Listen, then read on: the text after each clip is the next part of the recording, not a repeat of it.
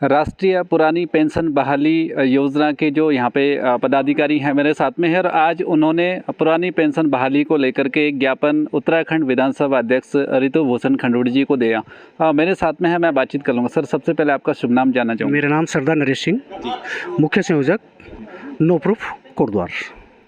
आज आपने एक ज्ञापन सौंपा विधानसभा अध्यक्ष जी को, जो यहाँ पे स्थानीय विधायक भी हैं कोटद्वार की। क्या है आपकी जो मांग है?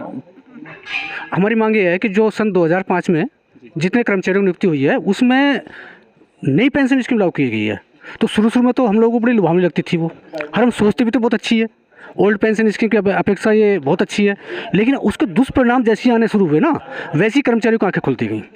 और ये इतनी अन्यायपूर्ण नीति है कि इसके बारे में जितना कहा जाए थोड़ा है। हम चाहते हैं कि हमारी जो ओल्ड पेंशन स्कीम है फिर से वही शुरू की जाए, ताकि हम जो अत्याचार से पीड़ित हैं इस अत्याचार से हम बच सकें। अब ये लगा लीजिए 35-40 साल सेवा करने के बाद कर्मचारी घर जाएगा, उसको क्या मिलेगा? 1500 रुपये, 2000, 1800 रुपये, 1200 रुपये पेंशन। उसमें क्या करेगा? फिर उसका जो फंड कटता है उसमें 14% गवर्नमेंट हमें मिलाती है, 10% हमारा कटता है। नाम को तो 24% है, लेकिन उस पर हमारा कोई हक ही नहीं है। ना तो हम उसको निकाल सकते हैं, ना ही उसको हम किसी काम में ला सकते हैं। रिटायरमेंट के बाद भी उसका 60% हमको दिया जाएगा, और वो भी TDS काट कर, इनकम टैक्स का जो TDS होता है उसको काट कर दिया जाएगा। और वो भी कब दिया जाएगा, कैसे दिया जाएगा, क्या नीति है?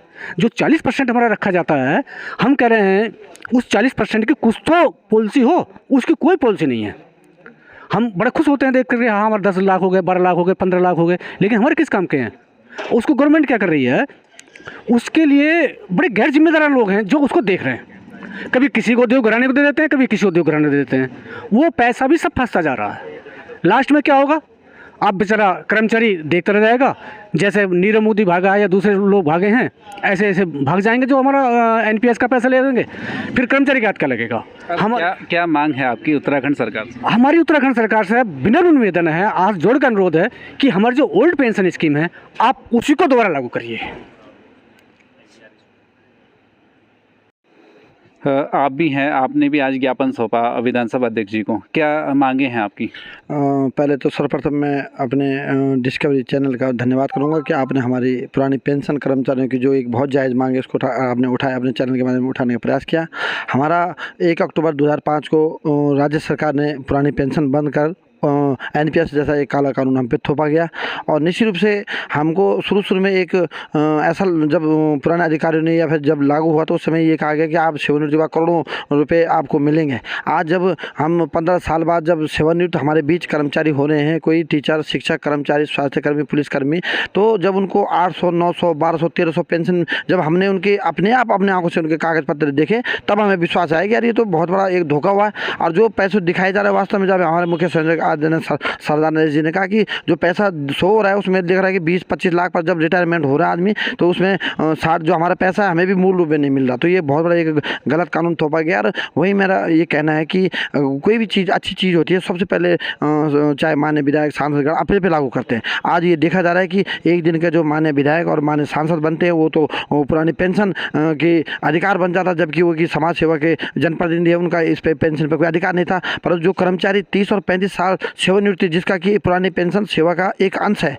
वो उसको NPS लागू कर गया और विधायक सांसद गणों को उनको पुरानी पेंशन व्यवस्था दी गई। तो ये दोहरा मापदंड और बहुत ही एक अंधेरा एक काला कानून हम पे थोपा गया है। निश्चित रूप से ये भी कहूँगा आपके माध्यम से कि देश, लोगों ने कहा था कि कह रहे हैं, अभी भी कह रहे हैं कि देश आज विकसित देशों में जाना जाता है। तो मैं ये कह रहा हूँ कि जब आज विकसित देश, यार जब हम लोग गरीब देश थे उस समय तो पुरानी पेंशन कर्मचारियों को दी जाती थी। अंग्रेजों ने भी पुरानी पेंशन को उनके कर्मचारियों को भी OPS थी। पर आज जब हम कह रहे हैं विकसित देश है, तो आज इन कर्मचारियों जो दिन रात कोरोना टाइम देखा होगा आपने, जब मान्य विधायक मंत्रीगण घरों में टीवी के सामने आंकड़े गिनते थे कि कितने मरे उस समय हमारे चाहे स्वास्थ्यकर्मी हो, पुलिसकर्मी, शिक्षक हो, कर्मचारी सड़कों पर दिन रात अपनी जान दांव पर लगा, कई तो शहीद भी हुए। तो उस समय आपने देखा होगा कि उस समय भी उन्होंने आहुति दिया, तो उन लोगों को इस NPS थोपा गया और उनको OPS नहीं दिया जा रहा। तो ये बहुत बड़ा दुर्भाग्य है। और आजकल हमारा एक पेंशन पखवाड़ा कार्यक्रम 1 तारीख से 8 तारीख तक माननीय सांसद विधायकगणों के माध्यम से मुख्यमंत्री और प्रधानमंत्री को ज्ञापन का कार्यक्रम था। इसी क्रम में आज हमने माननीय विधायक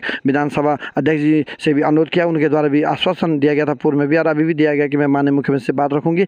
और निश्चित रूप से कर्मचारी इस समय बहुत ही उग्रात्मक कार्यक्रमों के लिए बढ़ रहा है और 2024 का जो चुनाव है निश्चित रूप से हमें किसी पार्टी से कोई विशेष हमें किसी से मतलब नहीं है, परंतु निश्चित रूप से अगर हमारा बुढ़ापा है, हमारे अपना भविष्य है और बुढ़ापा जब हम अंधकार की ओर जा रहे हैं तो हम भी आर पार के लिए तैयार हो चुके हैं। और कर्मचारियों को कहीं ना कहीं अगर पुरानी पेंशन बहाली का सरकार निर्णय नहीं लेती तो कर्मचारी एकजुट होकर केंद्र सरकार से लड़ने के लिए भी तैयार है।